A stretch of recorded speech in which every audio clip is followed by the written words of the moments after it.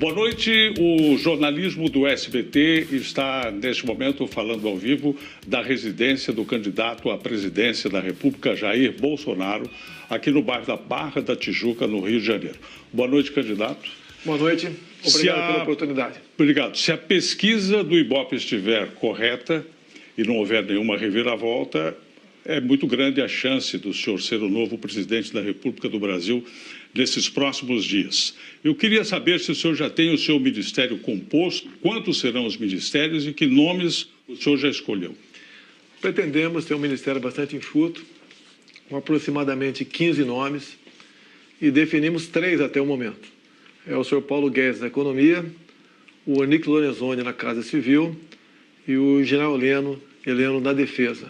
O seu vice, o general Mourão, andou dando aí umas declarações polêmicas. Ele vai ter voz ativa e papel no governo?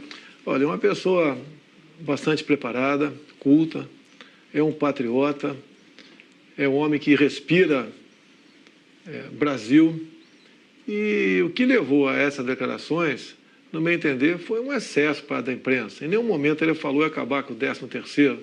Ele falou que a estrutura remuneratória nossa era uma jabuticaba. É uma força de expressão da parte dele. Mas em nenhum momento ele falou, então, nisso ou acabar com o 13º salário.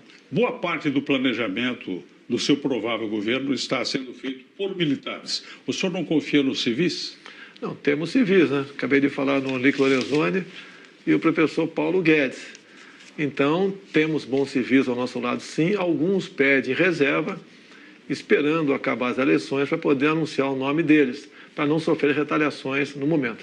Temos nomes que vão surpreender positivamente a sociedade, com toda certeza. Ou seja, o seu será não um governo militar, mas de militares, é isso? Olha, eu não sei por que o preconceito para com os militares. Os governos anteriores tinham lá terroristas, pessoas da pior estirpe. Em nenhum momento nós questionamos isso daí. Agora, os militares que, porventura, comporão o meu governo, não é por serem militares, e sim por sua capacidade de poder, naquela área, naquele ministério, fazer um bom trabalho. Você pode ver o nome que está sendo cogitado para a ciência e tecnologia é de um coronel da aeronáutica, Marcos Pontes, é o nosso astronauta. É um homem que tem um profundo conhecimento em ciência, tecnologia e tem trabalhos prestados no Brasil, fora do Brasil, na NASA. Tá certo. Um homem realmente que tem tudo para ocupar esse ministério e, com iniciativa, fazer um bom trabalho. O senhor tem batido muito na tecla da insegurança pública, que de fato é algo que preocupa muito o Brasil hoje. Sim. O senhor falou ontem que gostaria que o país voltasse a ser como há 40, 50 anos em termos de segurança. Só que o Brasil é outro hoje. O crime ocupa até territórios dentro do país. A polícia está na defensiva. Como mudar essa situação não saindo da lei? Bem, primeiro, a gente não pretende sair da lei em hipótese alguma. Algumas mudanças nós queremos fazê-la no Código Penal. Não é apenas o policial, civil e militar. Nós também temos que ter excludente de ilicitude na legítima defesa da vida própria de terceiro e do patrimônio próprio ou de terceiro. Passa por aí. A questão do crime dito organizado. Você tem que ter um trabalho de inteligência para seguir o dinheiro. Ninguém faz nada sem dinheiro em lugar nenhum no mundo.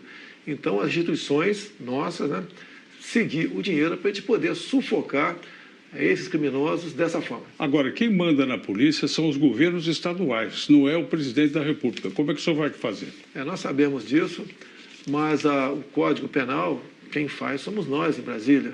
E se nós dermos essa liberdade, não para o policial matar, mas para não morrer, bem como para o cidadão de bem, isso começa a mudar de figura. Esse é um ponto. O senhor defende que um policial, por exemplo, se reagir à ação de um bandido, de um assaltante e vier a matar essa pessoa, ele não responda, não seja julgado. Não, isso contraria a Constituição, não contraria? Porque não todos somos iguais. Não, mas não pode dizer que é igual um policial e um bandido. Aí um está à margem da lei, outro não. Agora, o policial, hoje em dia, ele tem que esperar o bandido atirar para reagir.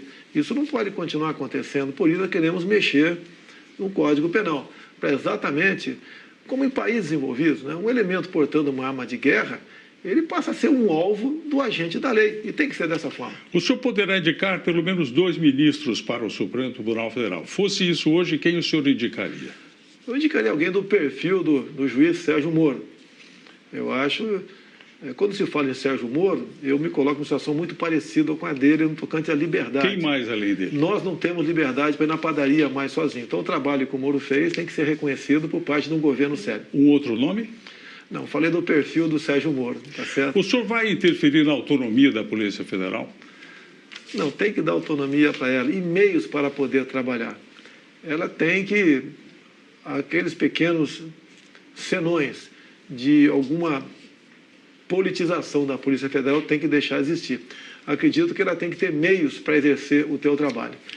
E, assim sendo, reforçá-la e fazer o máximo possível para que ela realmente continue dando satisfação à sociedade. Outro ponto importantíssimo é a questão da economia que o senhor confiou ao economista Paulo Guedes. Mas o fato é assim, independentemente de planejamento, quando o senhor assumir, haverá quase 13 milhões de brasileiros desempregados esperando uma resposta imediata. O que o senhor vai fazer?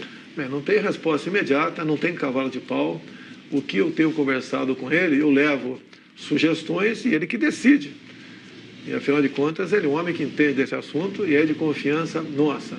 Nós temos que facilitar a vida de quem produz.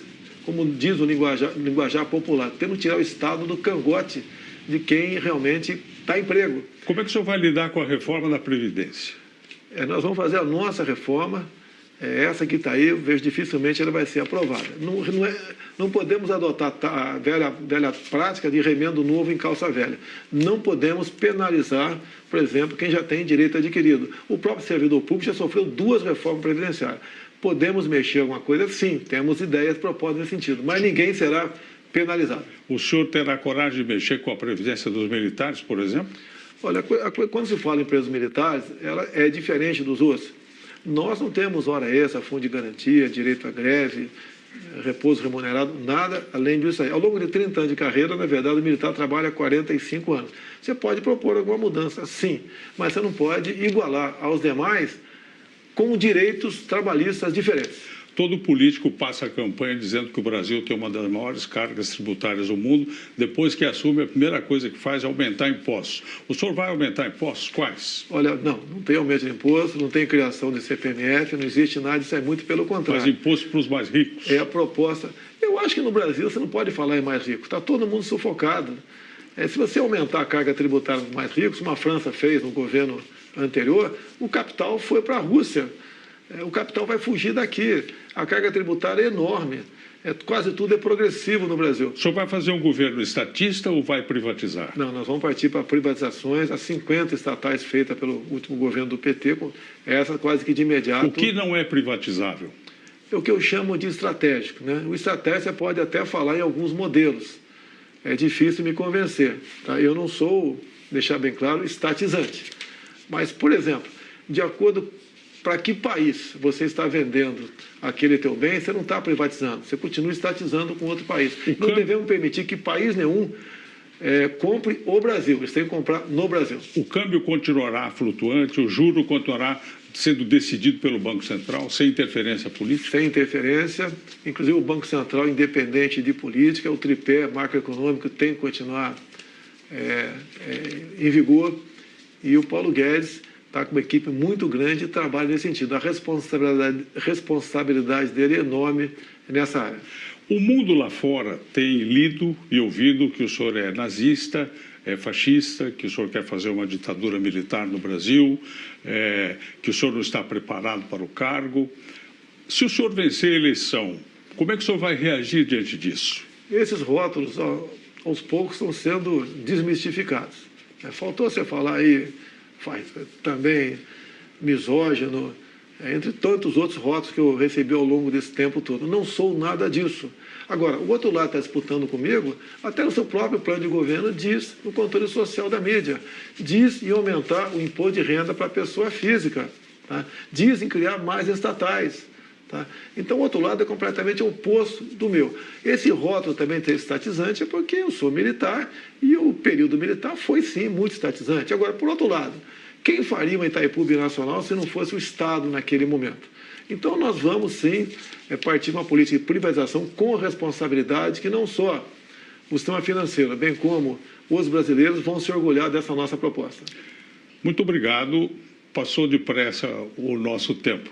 nós entrevistamos ao vivo aqui do Rio de Janeiro o candidato à presidência da República, Jair Bolsonaro. Uma boa noite ao senhor, muito obrigado. Muito obrigado. E vocês agora fiquem com